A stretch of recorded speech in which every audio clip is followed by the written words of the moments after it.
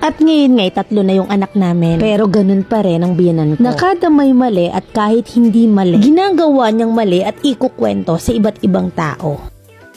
21 years old na ako at ang asawa ko ay 21 years old din. Way back 2018 nang mag-umpisa ang lahat ng pag-aaway namin ng biyenan ko. Bagong panganak pa lang ako noon sa panganay ko. At nang sumilip siya sa kwarto, nakita niyang magkayakapan kami ng asawa ko. Kinaumagahan paglabas ng asawa ko para bumili, kinausap siya ng kapitbahay namin. At ang sabi, kakapanganak pa lang ng asawa mo, dapat hindi mo ginagamit. Kinumpronta ng asawa ko ang biyenan ko at ang sabi niya totoo naman daw. Pero hindi naman talaga kasi alam naman namin na bawal pa yon. Hindi na ako nagsalita, hinayaan ko na lang. Dahil nga kakapanganak ko pa lang. At dahil nga sa chismis na yon ay sobrang sumama yung loob ng asawa ko. Sobra kasi siyang mapagtanim ng sama ng loob. Na yung galit niya sa nanay niya, pati kami ng anak niya nadadamay. Bumalik siya sa dating bisyo. And yes, dati siyang gumagamit ng ipinagbabawal na gamot. Napahinto ko lang siya nung nagkakilala kami. At eto nga't bumalik siya sa dati dahil kada labas namin pinagtitinginan kami ng mga tao. Na kada lobat siya at wala siyang pera, sinasaktan niya ako. Bihira na rin siyang umuwi at kung uuwi man siya, hihingi lang ng pera sa papa niya. Hindi man lang niya kami masilip ng anak niya. Lagi akong umiiyak, tinatanong ko sa sarili ko na ayaw ko ng ganitong buhay. Dahil hindi ito ang pinangarap ko. At dahil doon, nakipaghiwalay ako sa asawa ko at umuwi kami ng panganay ko sa bahay ng lola ko. Nagka-boyfriend ako nang malapit sa amin. Masaya ako dahil nakalimutan ko ang asawa ko. Hanggang sa may nangyari sa amin at hindi rin nagtagal, nakipaghiwalay siya. Dahil hindi daw siya handang magpakaama sa anak ko. Ilang buwan nang lumipas, sinundo kami ng asawa ko sa bahay ng lola ko. Nakipagbalikan siya at sumama kami ng anak kong panganay. Naging maganda ang pagsasama namin, nagkaroon siya ng trabaho at hindi na bumalik sa pagkabisyo, alak at sigarilyo na lang. Nagkainuman kami at nung nalasing na kami parehas, nadulas ako. Nasabi ko sa kanya na may naging boyfriend ako at may nangyari sa amin. Sabi naman niya okay lang at niyakap niya pa ako noon. Makalipas ang ilang linggo, nanlalamig na siya noon. Lagi siyang nakainom pag umuwi galing trabaho. At nung nakita ko yung cellphone niya, nabasa ko na meron siyang kachat na babae at nililigawan na niya. Pero nung tinanong ko siya, sabi niya wala lang daw. Hindi ako naniniwala hanggang sa nauwi ang usapan namin sa pagtatalo. At dahil nga nakikitira lang kami sa biyenan ko, narinig niya yung sigawan namin. Na sinabi sa akin ng asawa ko na nauna daw akong magloko at bumabawi lang siya sa biyenan ko. Na habang nag-aaway kami, nakikinig lang yung biyenan ko sa bawat sasabihin namin. Hindi ako umiime kasi katwiran ko lagi sa sarili ko, hiwalay naman kami noon. At hindi matatawag na panloloko yun. At eto na nga, ilang buwan lang ay nalaman kong buntis ako sa pangalawa naming anak. Na itinatanggi niya na sa kanya dahil nga nagka-boyfriend ako. At sinasabi niya na ayun daw ang ama. Nanindigan ako sa sarili ko na siya yung ama ng anak ko. At sinabi ko rin sa binan ko na buntis ako. At ang sabi niya, buntis ka? Na para bang gulat na gulat. May kapitbahay kami na sobrang bait sa amin. Hindi ko alam kung bakit kusa akong pumunta sa bahay nila para maglibang at may makakausap lang. At dun nga nalaman ko na chinichismis daw ako ng binan ko na hindi daw asawa ko ang ama ng pinagbubuntis ko. Sobrang sumama yung loob ko. Dahil sobrang hiyang-hiyaan ako sa mga kapitbahay namin. Dumating yung araw na nanganak ako at hindi ako sinamahan ng biyenan ko, pati na rin ang asawa ko. Ang sumama lang sa akin ay yung kapitbahay kong mabait na nagbantay sa akin sa hospital. At kitang-kita sa pangalawa kong anak na kamukhang kamukha siya ng asawa ko. At ang ilong ay sa biyenan ko. Umuwi kami sa bahay ng biyenan ko na masama ang loob ko. Hindi ako naimik sa kanila kahit asawa ko hindi ko kinakausap. Kahit nga kinakausap niya ako at kinakamusta yung mga nangyari sa akin sa hospital. Habang sinasabi niya na kamukha niya daw yung anak namin na pangalawa. Ni sorry, wala akong narinig sa kanilang magnanay. At ngayon ngay 3 na yung anak namin at ganun pa rin ang biyenan ko. Nakada mali, kahit hindi mali, ginagawa niyang mali. Tapos ikukwento niya sa iba't ibang tao. Dahil doon kinumpronta ko siya at nagkasagutan kami at lahat ng naitulong niya sa amin. Ako lang daw ang may utang na loob at hindi ang anak niya. Dahil anak niya raw yun at ibang tao lang ako. Lahat ng masasakit na mura at pagsigaw sa akin na malandi at makapalang mukha, tinatanggap ko na lang. Kahit hanggang ngayon ay ganun pa rin. Need ko ng advice, Mami Len, kung tama pa ba na sumasagot ako sa binan ko or hahayaan ko na lang na ichismis ako ng ichismis sa mga kapitbahay namin. Wala rin naman ako mapagsabihan dahil hindi rin naman ako matutulungan. Sana'y mabasa nyo nang gumaan naman ang loob ko.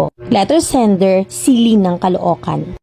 Kapag hindi na tama ang ginagawa sa'yo, naagrabyado ka na, nadadamay na yung pamilyang meron kayo. Pwede kang mga tuwiran, pwede kang sumagot. Pero sa status nyo sa buhay, na kung sasagot ka, wala ka namang kakayahang bumukod. Na kahit asawa mo, hindi mo masupil. Mga anak mong nadadagdagan. Yung buhay nyo, same pa rin, walang pag-unlad. Hindi ka tinatabla ng stress sa buhay. Hindi mo ginagawang motivation yung biyanan mong nagtatrabaho yata sa dyaryo. Baka ang ending nyo, gutom kayo ng mga anak mo. Una pa lang may history na yung asawa mo. Dun pa lang Samantalang masalimuot na yung naghihintay sa'yo. Nakatatlo ka pa. Lumayo ka kaso hindi rin pagsisikap yung inatupag mo. Pagkakataon mo ng pagandahin ang buhay mo. Iisa pa nun nakalayo ka na kaso bumalik ka pa. Yung asawa mo dapat siya yung namamagitan sa inyo kaso parang team yellow ka at ang biyanan mo'y blue pati asawa mo blue. Wala tayong kasagpi dito sa kwento mo. Kundi yung kapitbahay mong chismosang mabait. Sikapin mong ibukod ang sarili mo. Tatlo na yan, nakapisan pa kayo. Paunlarin mo yung sarili mo, maraming paraan. Kumilos ka para hindi ka minamata, inaalipos. Umalis ka sa poder ng biyanan mo. Yon ang solusyon sa problema mo. And take this note, kapag ayaw sa'yo ng biyanan mo, dapat matibay pa sa adobe ang dibdib mo. Dahil hindi lang siya ang makakalaban mo, pati ang nasa paligid mo. Malaki ang impluensya ng nanay sa pamilya. At kung mamalasin ka, mapapagalaw niya rin pati ang iyong asawa. Marami nang nasirang pagsasama dahil sa binan. Hindi ko nilalahat. Real talk lang.